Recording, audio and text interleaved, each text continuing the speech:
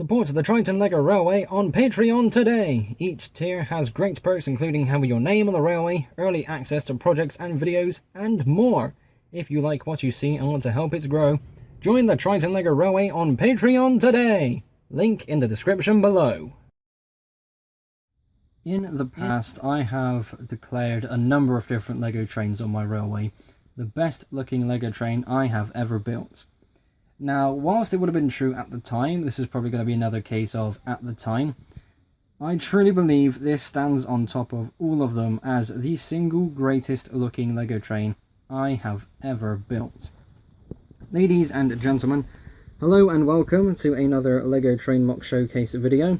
This is for a rebuild of my Thomas the Tank Engine. A complete body overhaul with trimline tape, a few custom stickers, and a face at the front. My goodness, how gorgeous is this? So this is something I was hesitant to do at the beginning because the previous incarnation of my Thomas model was okay, but it wasn't good enough for my standards. I was looking at some other Thomas models online and I thought, you know what, let's give it a go. I'm so glad I did that because look at the end result. And after the main body was built, I thought, I do have some red trimline tape. I wonder if it's worth just using it, seeing what it's like. Can I get it, to actually stick on? It's going to be fiddly. And whilst in some areas it was a bit finicky to use, it's so good looking. I am so glad that it works really well. It's actually quite easy to move around. So in one section, if it starts to curve near the center, you can use like a pair of tweezers just to nudge the tape into place. And you can get such a good look. It's genuinely amazing. I'm going to have to be using some more trimline tape in future models because it is truly magnificent. I'm a bit hesitant to do so because that would make the models that I'm making somewhat permanent. If I'm going to use trimline tape, then that kind of makes them a permanent stay on my railway. And if I need to use parts on that model, it's going to be a bit of a tough luck scenario. I'm going to have to buy more online. So yeah, it's going to be like a final detail sort of thing, but I think it'll be okay.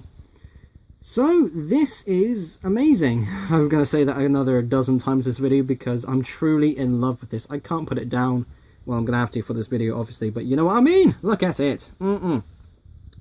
So let's actually get on focus with the detail, shall we? So starting off at the front, we have a new buffer set. This previously, I believe, was a set of magnets, and this whole front plate section was so different. Now, instead of using all red base plates, we have some light grey details here, and along the side is some more red trimline tape, because on the Thomas model itself, it has a grey base, but the sides are in red. That is only for the front section. If we were to go to the cab, you can see that the minifigure is standing on red base plates. Whilst it technically is possible for me to use more grey base plates, it's kind of not necessary for me to change it. You're not going to focus too much on that section where the cab driver is standing, where those just two studs is going to be exposed. Nothing to really worry about, but up here there is a lot of detail. I've got some 1x2 slopes on the side and that 2x2 in the centre. Some thicker black slopes there just underneath the face. Those should be much thinner and closer together, but with brick built options it's not particularly easy, and that was the best thing that I could come up with.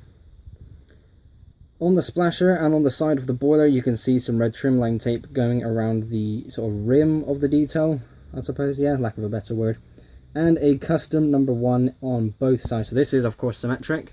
The number 1 sticker is just a number 1 printed out, and I used some double-sided tape to attach them to the side of the boiler. It looks really, really clean. Not the, cleanest thing ever, but with how cutting it up and putting it on went, it's actually not that bad. It's pretty good for a custom-made sticker at least. Well, printed on double-sided tape, not a real sticker, but you know what I mean. Going across the top of the boiler, it is also much cleaner. These sort of 1x2 slope bricks with, what do you call it in the section, in the middle? What was it like? Cleared out or something? Oh no, they had like a very specific name, but you could get an idea of what these slope bricks actually look like on their own. This was again the sort of best thing I could do. Whilst there was a more detailed idea I want to try and do, it's just not something I can get the hang of. I don't know why I can't do it, but it's just falling apart and I got a bit flustered. So I just went ahead and did this.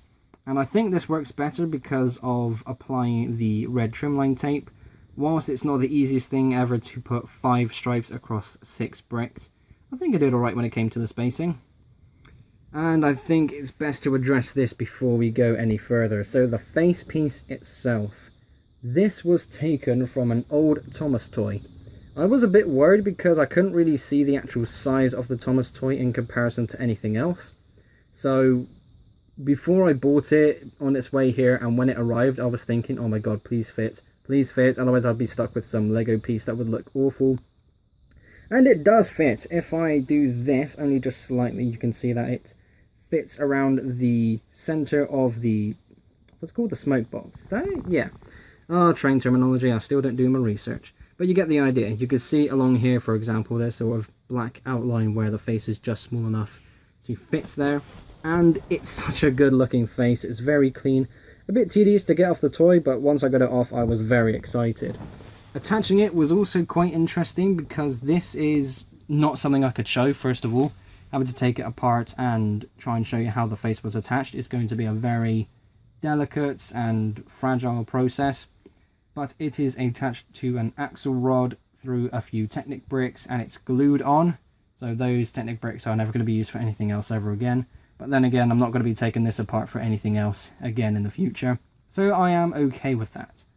I have messed around with a few Lego bricks before in the past, but it's only just been like rubbing off a few millimeters just to get them to fit somewhere. Again, more so for pieces like axle rods, just to get them to fit in very specific things I'm making. So that's something I'm okay with. I'm not gonna, go crazy over it. Lego purists probably might, but come on, you can't say no to that.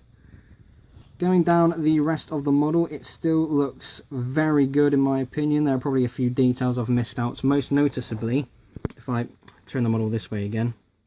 You can see around the windows, they are still plain. Now, around the windows themselves will be some yellow trimline tape to act as like the rim of the windows. But because of how they're positioned and how blocky Lego bricks are, I can't really do that. And whilst it's not too good looking there, it's not too good looking at the back either. You can see where these windows are, they're kind of clipped off by these tiles here.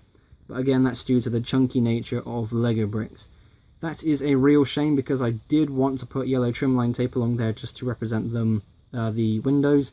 I was thinking about using a bit of like black card or something just to say, oh yeah, those are the windows, and find a way to attach them. But I just abandoned it because I thought, well, it's only going to look really messy, so, why ruin it? We'll get to that back section in just a moment, just to go back over here. Check this out. So we got the yellow trimline tape again for the window and cab section first of all, but come on, don't ruin it. There we go. Yes, look at that. The cab roof is easy to remove. We have our minifigures. We have a driver wearing a blue suit because that's what they all wore on the TV show. And Sir Topham hat. Oh, look at that. What a perfect duo. So looking inside the cab, it's not too spacious, but then again, this is a small model. Traditional building style for me, just using a few tiles with some details on as the controls. And along the back, it's actually quite amazing. I don't know if I can really lift this up because of the trimline tape. If something breaks halfway through, the tape is probably going to peel off and snap somewhere, so I'm going to leave it as it is. But we have a more detailed coal bunker here, and whilst it's completely full underneath those tiles there, I do have a section down here, a bit difficult to see because it's dark, but basically I'm just using, come on camera, if you focus you can do this. No, I don't think it likes it. But basically, I've got a few black bricks and some more of these 1x1 plates there just to represent the coal and where you can actually shovel the coal into the firebox to get steam going. A very small detail in my opinion. There, let me start that sentence again. A very small detail in my opinion, and one you can't really see when you've got the minifigures in there. But knowing that it's there, I think is rather amazing. So one last thing I want to address before we round up the episode. On the back, on some models and some artwork pieces of Thomas the Tank Engine, there's a white lamp around here, in the same way there is a white lamp here. I didn't go with that because of how the magnet is placed at the back. It's not really too far forward. If I have a brick there, then it's probably going to collide with any rolling stock, like coaches most noticeably. And when it's going around corners, it might knock the lamp off, it might stop it from turning. So I thought, just to avoid any sort of conflict with the rolling stock, I'm just going to leave that back piece plain. And ultimately, it doesn't really matter. It's just a small lamp. If it's going to bug people, then it's going to bug people. But, you know, tough luck. So, there we go. That is my Thomas the Tank Engine model. It is truly amazing. This is a tank engine to keep on the railway, a tank engine to celebrate. My goodness, this is absolutely gorgeous. And I think I saw this somewhere with this year's Thomas & Friends special. But this year, 2020, marks 75 years of the original railway series. Something along those lines. So that's actually quite amazing. Built on a very special anniversary, so long as that's true. So yes, there we go. Ladies and gentlemen, thank you all ever so much for watching. Be sure to like and subscribe if you haven't already. I will see you all in the next episode. Bye.